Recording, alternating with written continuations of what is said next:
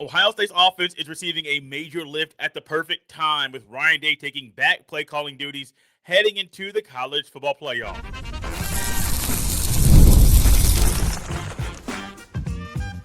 You are Locked On Buckeyes, your daily podcast on the Ohio State Buckeyes. Part of the Locked On Podcast Network, your team every day. Welcome in, Buckeye fans, to your Tuesday edition of Locked On Buckeyes, which is your daily Ohio State podcast. Part of Locked On Podcast Network, your team every day. Now the number one sports podcast network. I'm your host, Jay Stevens, veteran sports talk host, delivering passionate coverage about your Buckeyes. And today's episode is brought to you by Game Time. Download the Game Time app, create an account, and use code Locked On College for $20 off your first purchase. During today's show, we will discuss a big mystery for the Buckeyes offensive line, as well as one thing every defensive lineman must do against Miami. But first, there is no debate or wondering if Ryan Day will or if he should call plays in the college football playoff. He made it very, very clear he is calling plays moving forward throughout the rest of the season, and that is the clear, correct move for the Buckeyes moving forward. Even if Brian Hartline did not take the job at USF and he was still the full-time OC and receivers coach at Ohio State, Ryan Day is the right man for the job with this team at this point in time because the offense really has not looked like it should have looked this year. And you got the guys on the outside and Jeremiah Smith and Carnell Tate. You got Max Clare, who I think should have been a bigger piece of the pie in the Buckeyes offense. You have guys in the backfield like a Bo Jackson and Isaiah West, a James Peoples that can really do a lot of damage when they're out there on the field. And it just seemed like the Buckeyes leaned into the wrong players and the wrong personnel too often this year. And the offense, while moving slow, did not hit like it should have. Well, you can't have that happen in the college football playoff. Absolutely not. Because if that happens, you could have a result like you had in the Big Ten title game where you lose. And if you lose at this point in the season, you're going home. And nobody around here wants to go home right now. Nobody and their mama wants to be a part of that team, wants to be a part of the coaching staff or one of the players and say, we're going to go down to Dallas and that's it. Nobody wants to do that. No, actually what you want to do is you want to win this game and then win the next game and then go down there to Miami and win that game. And what you do when you win that game, then you go home, but as national champions. And so that's the time you want to go home. You want to go home, lift that trophy, go back to Ohio Stadium, and celebrate with the fans, with your players, and your teammates because you did something that has never been done in Ohio State football history, which is win back-to-back national titles. And to do that, you got to have the right man calling the plays. Now, it's weird because Ryan Day wants to be the CEO, and he's a great CEO when he's out there leading the team. However, the offense didn't flow like it should have. And Ryan Day sees that. But also, I think Ryan Day knows that when your offensive coordinator and play caller now is in Tampa preparing a new team, trying to get guys on the recruiting trail and trying to get guys in the portal, he is now 100% devoted to Ohio State anymore. So why not have him do it? It is going to alter some of the things that with this vision of the defense, what's happening there, because he's going to have to be so dialed in and locked in on the offense that it takes his vision and time away from the defense on the field. However, one thing Ryan Day said is this about Matt Patricia, is he doesn't have to spend a whole lot of time with the defense in their game plan or in their meeting rooms because Matt Patricia is truly the head coach of the defense, which I think that gives Ryan Day a great comfort in knowing he can run the offense. Patricia can run the defense. Day still knows how to run the entire team, and they will be just fine. Now, one thing that I think about when it comes to Ryan Day calling offensive plays, I think about a couple of games. Those are the games that kind of stick out. One was a win, one was a loss, but you got to see Ryan Day in his bag as an offensive play caller. The most recent one that sticks out in my mind was in 2022. The unfortunate game where Noah Ruggles missed a kick wide left, and the Buckeyes had a shot to win that game in 2022 when the clock hit midnight and rolled into 2023. The Buckeyes season was over. In that game, Stroud threw for 348 passing yards and 4 touchdowns, but it was a running game that wasn't the best. Now, Georgia made plays down the stretch, but on offense, the running game wasn't hot. You had some injured Buckeyes. Trevion Henderson didn't play in this game. Mayan Williams played, but he only had 3 carries. The lead back in this game as far as rushing yards was Dallin Hayden. Yeah, remember that name? Dallin Hayden, 9 carries, 43 yards. He did have 4.8 yards a pop before a team the Buckeyes only had 3.7 yards a pop and 119 rushing yards. The other game that sticks out when you think about Ryan Day calling plays when he is truly in his bag, the 2020 revenge game against Clemson. Fields was lights out, 22 of 28, 385, and 6 TDs. But the running game is where things really hit on that day. Trey Sermon, 31 carries, 193 yards, 1 touchdown, averaged 6.2 yards a pop. The Buckeyes for that game averaged 5.8 yards a carry. And I think the one connection that you can have with this team and the other two games we discussed, that the Buckeyes are not rolling into a game with a true freshman running back that is just getting his feet wet. And he started against Michigan, that is Dallin Hayden, but he really hadn't been the consistent runner of the football all season. And so he's a true freshman, really playing like a true freshman. Bo Jackson right now is playing more like a guy. He has a full season under his belt, and now this is just extra time for him. And he's going to be very, very valuable because, well, one, he's better than Dallin Hayden was, and Hayden was a really good back. But also, two, he's been the lead back for multiple games. He knows what it's like to be the bell cow and to get the bulk of the carries. And so it's not like you're rolling into a game with a true freshman that is really trying to figure this whole football thing out at this level. Bo Jackson's already done that. So I think the major boost for the offense is not only Ryan Day calling plays, but also the run game should be better. And if you get a better run game, we're going to be on this show, on this podcast, live after the Cotton Bowl on the YouTube, the Locked On Buckeyes YouTube page, discussing why the running game was a big factor in the Buckeyes beating Miami. I think the Buckeyes are going to win the game. I think I'm leaning towards a certain outcome that has the Buckeyes winning by 11 points. I don't know if that's my final score prediction, but that's where the margin of victory is currently where I'm sitting right now with these two schools. The running game to me is where Ryan Day is going to flourish. Trey Sermon in 2020, while it was a shortened season, he was trying to figure out the Buckeyes' offensive line and the Buckeyes' way of doing things. And when he figured it out, and when he got healthy, he was off to the races. The Buckeyes still would have lost to Alabama in the Natty in 2020. However, you would have gotten that margin to be a lot shorter than it was, a lot smaller than it was for Alabama because Trey Sermon went down. The Buckeyes weren't even at full strength, so there was a couple things not going their way in that one. You know, is at more of a full strength than they were even in the Big Ten title game is the Buckeyes. Jeremiah Smith is back up full strength. Yes, Tegra is not going to go. He might not play in the national semifinal, assuming Ohio State wins against Miami in about a week from now. So injuries are a part of the game, but I have a lot of confidence in Ryan Day calling plays. Somebody asked me, not going to say the name, but somebody asked me about if Ryan Day is conservative.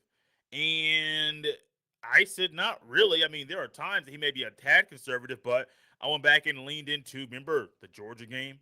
Remember the Clemson game? Remember 2021 where Jackson Smith and Jigba went off? Ryan Day was the offensive play caller. He was calling the shots. And that was a big reason why the Buckeyes offense, 2019, they called plays. 2019 against Michigan, 2018 against Michigan, Ryan Day was that dude. And then the reply was, well, let it rip. And that's how I feel about it right now. Let it rip. You ain't got nothing to lose. I mean, you got the dogs. You got the players. Let it rip. And when you let it rip and Ryan Day is doing all the things he can do with this offense, and trust me, the opportunities right now are endless because there's so many different things you can do with this team. You could go 5 wide. You could go and don't do 14 to 13 personnel in the first play because y'all gonna get me on Twitter being like, let's not do this. This ain't it. Go 4 wide. Go put Max Clare in the slot. Do whatever you gotta do to make things a little bit trickier for Miami's defense. That defense that held their opponent to only 3 points this past weekend. Talented defense. I think they had 4 or 5 sacks in the game against Texas A&M. They were doing a lot of things in the backfield. That does not mean while they're in the backfield against A&M, they'll be able to get in the backfield against the Buckeyes. There is a player on Ohio State, multiple players that want to get in the backfield of the Hurricanes. And there's one thing these guys must do in the Cotton Bowl. This episode is brought to you by Game Time. There's nothing like college football season, tailgates, packed stadiums, and being right there in the middle of it all. The energy, the bands, the moments you remember forever. But actually getting tickets, That part used to be frustrating with long queues, logins, and prices jumping at checkout.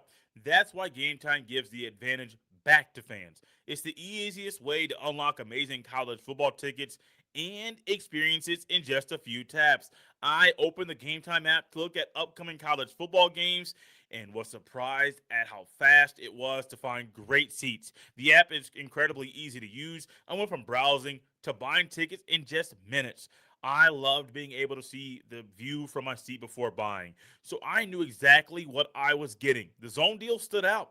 You pick the section, Game Time picks the seats, and you save even more. Take the guesswork out of buying college football tickets with Game Time.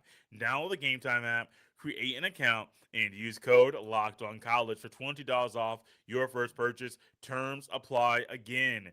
That's code LOCKEDON for $20 off. Download the Game Time app today. Thank you for making Locked On Buckeyes your first listen of the day, and thank you for making Locked On the #1 sports podcast network. If you haven't already, go check out our brand new Everydayer Club. You'll be able to get access to an ad-free audio feed for Locked On Buckeyes, compatible with Apple Podcasts, Spotify, and every other major podcast app. An invite to the members-only Locked On Everydayer Club Discord server, which includes a group chat just for listeners of this show. Go to lockedonbuckeyes.supercast.com. Once again, go to lockedonbuckeyes.supercast.com or tap the link in the show notes to learn more. One thing Ohio State fans have complained a lot about this year is Ohio State players being held. And it's not just something that's happened once or twice or maybe only in the game against Indiana. It's happened over and over and over for multiple years where Ohio State defenders, D linemen, linebackers are being held, and the refs simply aren't calling all of the calls they should make. It can be frustrating for you. You know what's even more frustrating for? The players that are being held and the coaches of those players. Because if I'm Kenyatta Jackson Jr. or Caden Curry or Arvo Reese, I would be frustrated if I'm being held and it's obvious and the refs clearly aren't calling it. But you can't let what is obvious and what's not being called allow you to fall back and just lean into the non-call and say, there's nothing I can do. They're not going to call anyway. And there is something you can do. And Kenyatta Jackson Jr. discussed what he can do in regards to this situation. And I believe he's on the right track because if he simply allowed what is not being called to impact his behavior and his play, maybe he wouldn't go as hard. Maybe he would give up a half second too early and miss a sack. He's not doing it, nor is he encouraging. He be encouraged to do that? Here is Kenyatta Jackson Jr. and here's something that he said in regards to the frustration that he might have about missed hold calls. Quote, just can't let the offensive linemen hold me. Sonny Styles been on me big. Like, you're too good to let them hold you. Technique, getting my hands on them first, end quote. And both players are 100% correct. Kenyatta Jackson Jr. knows he can't let offensive linemen hold him, and Sonny Styles is also correct, the captain in the block O, for saying you're too good to let them hold you.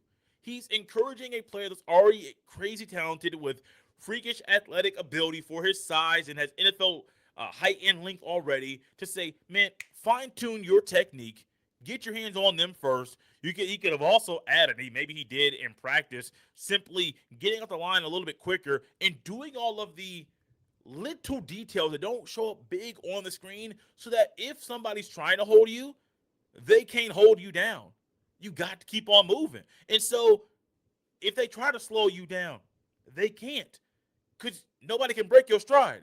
You have to keep on moving. And so if I am Kenyatta Jackson Jr., what I am trying to do is the same thing every other player that rushes at Ohio State is currently trying to do. Make sure your technique is so great. Make sure what you're doing when it comes to everything from the snap of the ball, even from pre-snap, make sure everything is on point so at the snap of the ball, you can just go. Your pad level is there. You're quick. You're fast. You get on them first. You make sure they feel you immediately as soon as your hands get on their jersey. Their pads pop. You pop them back. You rip. You spin. Whatever the case is, whatever you got to do. You keep your outside arm free. All of the details and all of the things you're preached at that are preached towards you every single day. You do those things at such a high level that all you can do, all they can do, is not hold you. You get to the quarterback and take down Carson Beck over and over and over and over again. Why? Because you're that good. And I love Sonny Styles here. Sonny Styles can do the same thing that's natural for a human being that is not being, when a call is missed, like, man, I'm just going to throw in the towel. I don't really have a white towel here, but I'm going to throw in the towel, figuratively speaking, and saying, I'm going to just not even go hard, man. These guys are just, they got my number. Not even saying the player has your number, because you may know you're better than the guy across from you. Simply the referees have your number. And you know in who you are as a player, you're better than this. Then prove it. Prove it. Similar to the last segment, we're talking about Ryan Day just saying, let it rip. That same thing needs to happen right now when it comes to these guys getting to the quarterback. Let it rip. Go all out. This ain't no cage stuff where you're trying to keep the guy in the pocket. No. Go all out. Lay it all on the line. And somebody was kind of asking about Ohio State's defense and if they have been more vanilla and not really doing any of the movements that we saw against Texas or even against Illinois or against Grambling or some of the things that you saw. Caleb Downs had a nasty interception in the red zone, in the end zone at one point. Forget what game it was, but you haven't really seen Ohio State's defense change and do super creative things recently. They can do it. They put some stuff on film. When are they going to need to put it back out there? I don't know. They held Indiana to 13 points, and the offense wasn't able to do things early on. They had two really good drives late in the game, didn't put points on the board. And so maybe this is a time where Ohio State's defense says, look, we gave up 13 points in the last game he played, and we lost. How about we hold them to under 10? The number that was almost expected of Ohio State to hold really great teams to under 10 points. How about we just hold Miami to under 10? How about we just do that? How about we find a way to just prove once again that we are that team? How about we prove once again that this defense is literally historic? I saw a number that Ohio State hadn't done, as what they're doing this year defensively.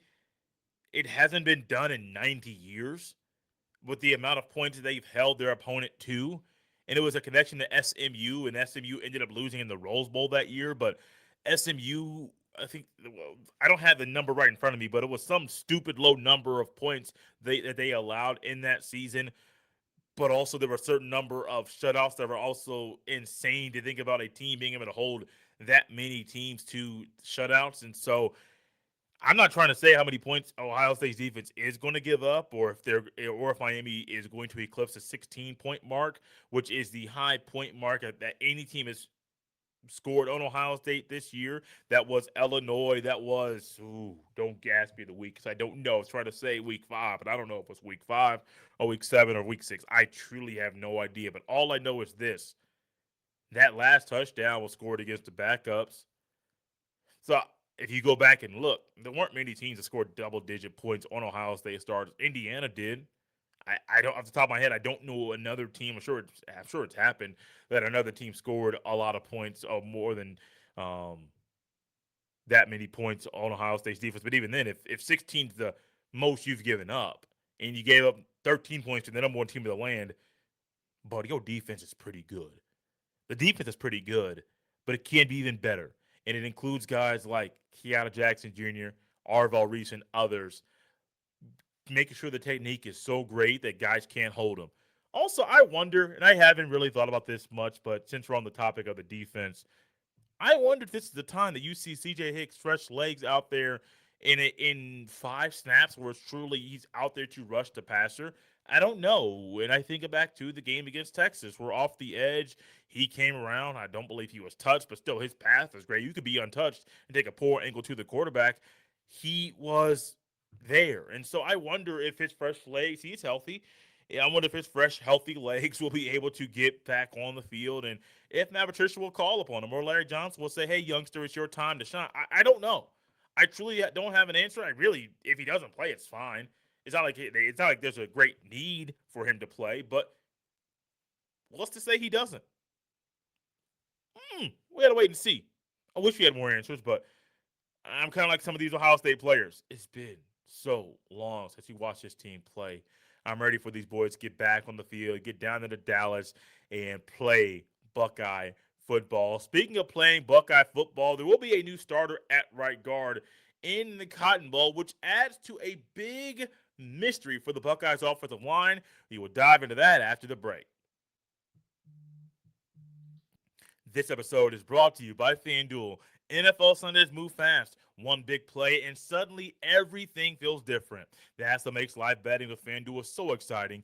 You're not just watching the game, you're reacting to it in real time. With FanDuel, you can place bets as the action unfolds. Every drive, every momentum swing, every highlight moment. Live betting is best when the game starts to shift. A receiver gets hot, a defense tightens up, or the momentum flips after a turnover.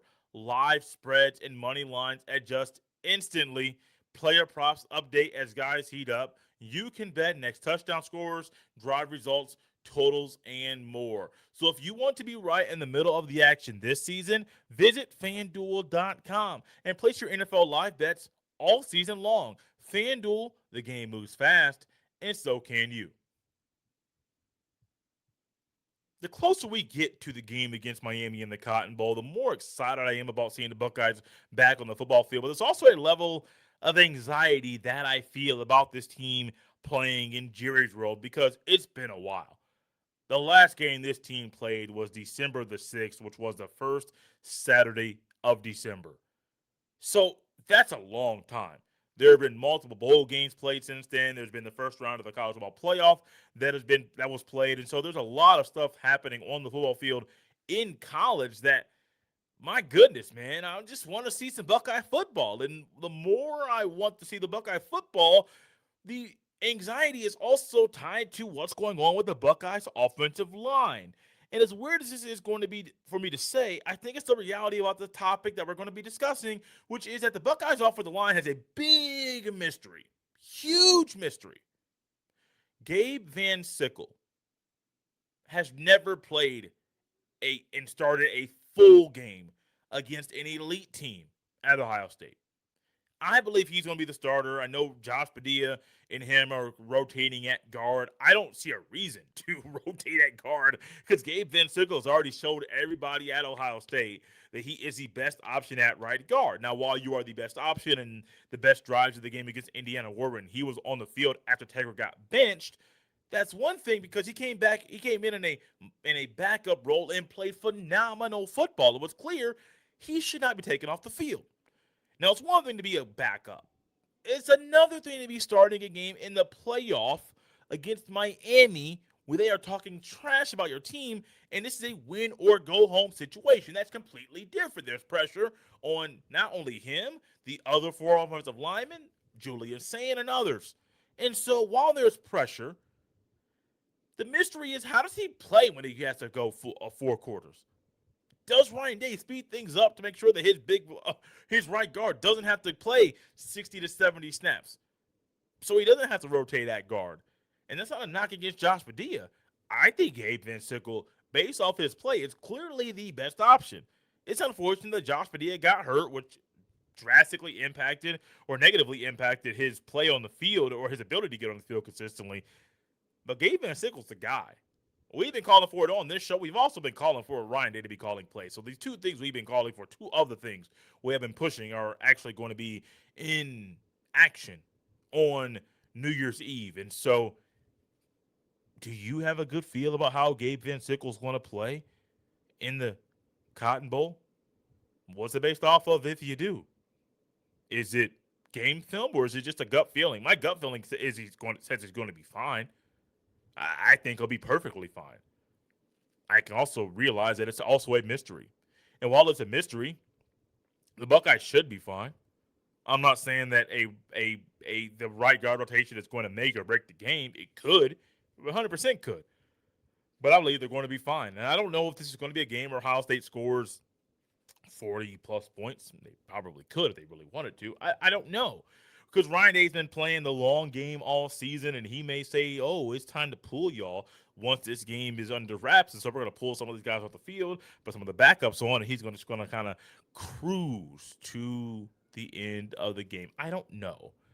But I would love to know some of the inside the locker room conversations that Tyler Bowen, Ryan Day, Brian Hartline are having with the offensive linemen, all five of them, all six of them that will play against Miami. I would love to know what they're talking about and what those conversations are like, because if it goes like I think, they're just going to be pumping up confidence. And maybe if VanSickle is a guy that leans into trash talk, they may say, hey, man, they call you the weakest link.